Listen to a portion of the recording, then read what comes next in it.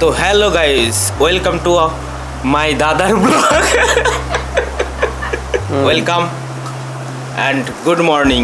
আজকে শুধুমাত্র আমি লেট না, সেও লেট, ঠিক আছে? তারও কফি শেষ হয়নি, আমারও কফি সেম কোয়ান্টিটিতেই বাকি আছে এখনো।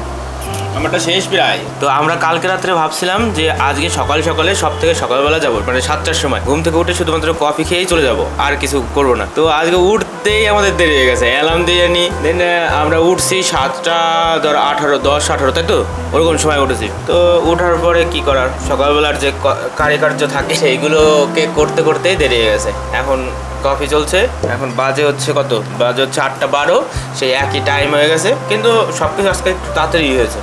সুশান্তকে ফোন করেছিলাম, ও এসে বসে থাকে। আজকে কলা নেই বাড়িতে, আর ওরও আজকে প্ল্যান যে ও আজকে আফটার জিম টিম খাবে, এর জন্য ওর জন্যও দুটো নেওয়া হয়েছে। খেজুর নিচ্ছি না, কারণ খেজুর খুব ইরিটেটিং, আমার এক্সট্রিম মিষ্টি লাগে। তোমার শরীর কেমন আছে? শরীর ভালো আছে, আমার তো জ্বর হয়েছিল, জ্বর একটু কমছে। জ্বর তো নাই এখন, চা খাচ্ছি। তুমি থাকো তাহলে, আমরা একটু জিমের থেকে ঘুরে আসি। তীর মন্দির সোপান তলে, দরজা টান দিস।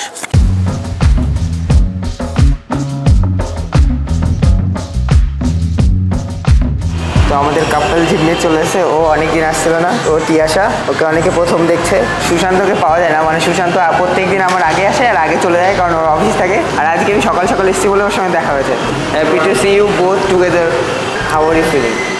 এনার্জেটিক আর একটা মোটিভেটর। কেন জানি না, বাড়ির থেকে বেরোনোর সময় অনেক জোর নিয়ে এসেছি, খাইনি কিন্তু জোর নিয়ে এসেছি। আরে আজকে ওয়েদারটা অনেক ভালো ছিল। দেখ, মেঘলা মেঘলা থাকলে না কেমন যেন একটা বন্ধ বন্ধ থাকে, কেমন যেন মনে হয় যে আজকে আর যেতে হবে না। হ্যাঁ, ওয়েদারের মতো বডি রিয়েক্ট করতে শুরু করে। Yes, I am also feeling good today. আর কোনো একদিক দিয়ে এটাই সবথেকে বড় রিজন ছিল আমার ব্লগিং শুরু করার, যে আমি আমার সব কিছু নির্দ্বিধায় তোমাদের সঙ্গে শেয়ার করতে পারি। মানে আমাকে ভাবতে হচ্ছে না যে ইন পার্সন কাউকে বলছি যে আমাকে জাজ করছে, বা যে আমাকে আমি কি বলছি সেটা নিয়ে অন্য কোনো মিনিং বের করছে, এটার কোনো মানেই নেই। আর এটা বলার পর নিজেকে হালকা ফিল হয়, কারণ এর আগের দিন অবভিয়াসলি আমি যেমন ছিলাম তার একদম পুরো তার অপোজিট রয়েছে এখন। হয়তো সেই কথাগুলো সবার সঙ্গে শেয়ার করতে পেরেছি বলে। Yeah, I am also feeling good today. আর সকালটা খুব ভালোভাবে শুরু হয়েছে আজকে। আমিও সকালে শুধুমাত্র কফি আর বাদাম ছাড়া অন্য কিচ্ছু খেয়ে আসিনি, তো তারপরও খুব এনার্জেটিক ফিল হচ্ছে। তো it's going so far so good. তো আজকে chest day, let's do it.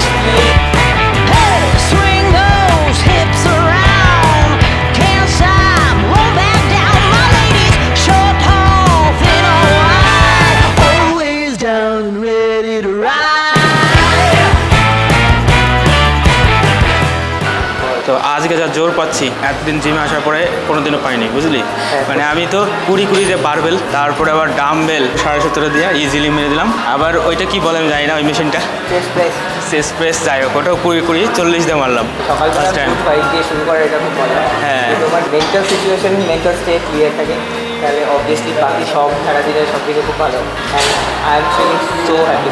Thank you guys, thank you so much যারা একটু ভালো ভালো কমেন্ট করেছে। তোমাদের কমেন্ট দেখলে সত্যি আমার মন একদম ভালো হয়ে যায়। আমার খুব ভালো লাগে তোমাদের কমেন্ট দেখতে।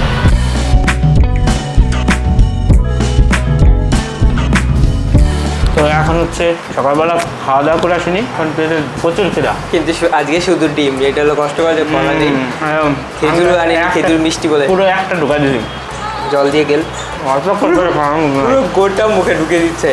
তো এখন হচ্ছে গোটানোর পালা। গটি কম্বল অর্ধেক প্রায় গোটানো হয়ে গেছে, আর বাকিটা দাদার জন্য ওয়েট করছি। এখন গটি কম্বল গুটিয়ে ইধার থেকে প্রস্থান করুঙ্গা। ইধার থেকে প্রস্থান করুঙ্গা, এটা দেবো আমি। ও বারবার হিন্দি বলতে যায় আর গুলিয়ে ফেলে। অ্যাকচুয়ালি জিমে কেউ নেই, আমরা দুই ভাই রয়েছি, আমরা এই শাটার নামিয়ে বেরোবো। আজকে শানুও নেই।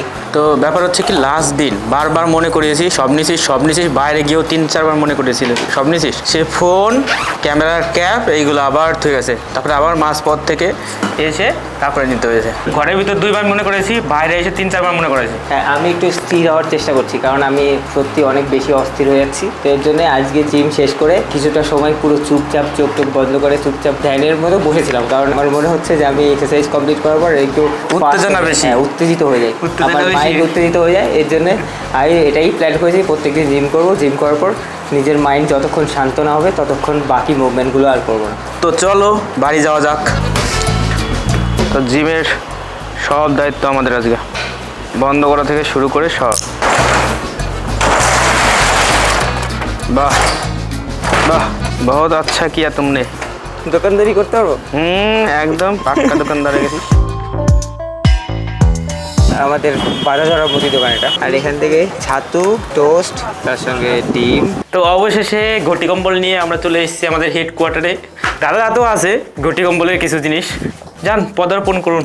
তো ডিম শেষ হয়ে গেছিলো, ওর জন্য ডিম 1 প্লেট, ব্রাউন ব্রেড, দিদাদের চা খাওয়ার জন্য বিস্কুট, আর এটা ছাতু।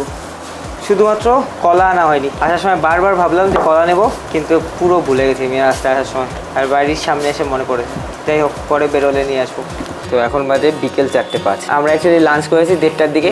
এখন খিদে পেয়েছে, কিন্তু এখন ভাত খাওয়ার সময় না। মানে ঘুম থেকে উঠে 10টার মধ্যে যদি ভাত খাওয়া হয়ে যায় একবার, তাহলে দুপুরে আরেকবার ভাত খাওয়া যায়, কিন্তু এই সময়টা ভাত খাওয়ার জন্য একদমই উপযোগী না।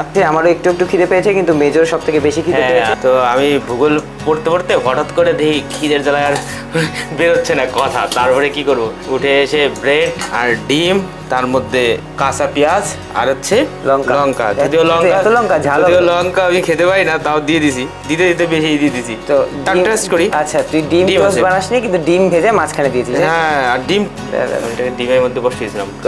এগ টোস্ট বানাতে গেছিল, কিন্তু এটা এগ টোস্ট হয়নি, এগ অ্যান্ড ব্রেডের স্যান্ডউইচ হয়েছে। স্যান্ডউইচ তোমারা এক হামারা बहुत अच्छा बनाया। अच्छा बनाया? जा हम भी खा के देखते हैं। ক্ষুধার রাজ্যে 4 যেন ঝলসানো রুটি। খিদের সময় তো যা পাবি সেটাই ভালো লাগে, যদিও ভালোই হয়েছে। যাই হোক, ডাল একটা দিয়ে দিলে, একটা দুর্নাম করে দিলে। দুর্নাম করিনি, ভালো হয়েছে, খুব ভালো বানিয়েছিস। জানি আমি ভালো বানাইছি, কারণ আমি খাচ্ছি তো। কি টেস্টি। কেউ সুনাম করুক আর না করুক, আমি জানি আমি কি বানিয়েছি। আমারটা আমি জানি খুব ভালো হয়েছে, আর আমি খুব ভালোই বানাই। ব্যাপারটা হলো যে বসে বসে খাবার পাওয়াটাই অনেক ভাগ্যের ব্যাপার, আর তারপরে যেটাই পাওয়া যায় সেটাই অনেক অ্যাপ্রিসিয়েট করে খাওয়া উচিত। এর জন্য আমি অলওয়েজ তোমাকে অ্যাপ্রিসিয়েট করি, আর এখনো করছি। খাস না, thank you for the sandwich. খাস না, বসে বসে 5-6 বলে খাচ্ছে, ভালো হয় না বল নাকি? সেই বানাইছি আমি রে। আমি এরকম কিছু বলিনি। না, আরে বোঝা যায় কথার মধ্যে। ও, ইটস আউটস্ট্যান্ডিং, কি টেস্টি। সেই হয়েছে সেই। আজকে তুই বানিয়ে খাইয়েছিস, নেক্সট দিন আমি একদিন তোকে খাওয়াবো। ঠিক আছে, কালকে সকালবেলা খাওয়ালেই হবে। কালকে সকালে বানাবো। যা। তো এখন চলছে ধোয়ার পালা, তাই তো? ধোয়াটাও আমাদেরই করতে হবে। হ্যাঁ, যেহেতু আমরা খেয়েছি। আমাদের শুধু রান্না খাওয়া অব্দি লিমিট থাকে না, ঠিক আছে? সাবাস বেটা, we are proud of you. তো এটা আমাদের বাড়ির নিয়মের মধ্যে পড়ে, মানে খাওয়ার পরে থালা বাসন ধুয়ে রাখা। এমনিতেই নর্মালি একসঙ্গে খাওয়ার যাই খাও, খেয়ে দে নিজের থালা নিজেকেই ধুতে হবে। নিজের থালাটা কারোর জন্য রাখি না যে সে ধুয়ে দেবে। আর তারপরে হলো লাস্টে যে খাবে, রাতেরবেলা লাস্টে যার খাওয়া হয়, সে বাকি থালা বাসনগুলো, ভাতের যে ডিশটা হয়, তরকারির ডিশগুলো, তারপরে তরকারিগুলোকে বাটিতে করে ফ্রিজে রাখা, তারপরে বাকি যে এঁঠো আসবাবপত্রগুলো থাকে সেগুলোকে ধোয়া, ডাইনিং টেবিল মুছে টুছে তারপরে নিজের কাজে যাওয়া। তো এটা হলো আমাদের বাড়ির নিয়ম। এটা অনেক সুবিধার, যারা সংসার সামলায়, নর্মালি ধরো মা হতে পারে, যে মোটামুটি হাউস ওয়াইফ থাকে বা যে ঘর সংসার দেখাশোনা করে, তার জন্য এই জিনিসটা খুব হেল্পফুল হয় যে খাওয়ার পরে নিজের থালাগুলো ধুয়ে নেওয়া। তার জন্য অনেক থালা বাসন তখন জমে থাকে না। তাকে তো অবভিয়াসলি করতেই হয়, এত কাজ করতে হয় যে সেগুলো হয়তো আমাদের দ্বারা সম্ভবই না, কিন্তু তারপরও আমরা যদি এইটুকু হেল্প করতে পারি তাহলে আমার মনে হয় তাদের জন্য হেল্প হয়। তো এর জন্য আমাদের বাড়িতে এটা নিয়ম অনেক আগে থেকেই শুরু হয়েছে। আর এই অভ্যাসগুলো আই থিঙ্ক ভালো, যে কখনো মনে হবে না যে আমি এই কাজটা কেন করবো বা আমি এই কাজটা কেন করবো, এই কাজটা আমার না। প্রত্যেক ফ্যামিলিতে যদি এই অভ্যাসগুলো থাকে তাহলে আমার মনে হয় যে কোনো ফ্যামিলি মেম্বারের মধ্যে এই ভাবনাটা আসবে না যে এটা আমার কাজ না, এটা আমি করবো না। তো সবাইকে সব কিছু করা উচিত। তোমার করার যদি লোক থাকে আলাদা, যারা তোমাকে করে দিচ্ছে, যাদের তুমি পার্টিকুলারলি পে করছো এই জিনিসগুলোর জন্য, তো তাদের সেগুলো রেসপন্সিবিলিটি, তাদের সেগুলো করণীয়। কিন্তু তাছাড়াও যদি কখনো তোমাকে করতে হয়, কখনো এই ভাবনাটা আসবে না যে এটা আমার কাজ না, এটা আমি করবো না। তো দ্যাটস আ গুড ফ্যাক্ট।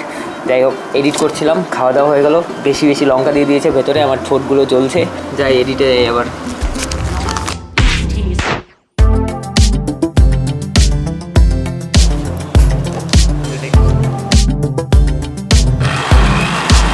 তো এখন বাজে 7:13, আর এডিট করছিলাম, কিছু একটা নতুন জিনিস আসছে, সেটার এই এডিটের কাজ চলছে।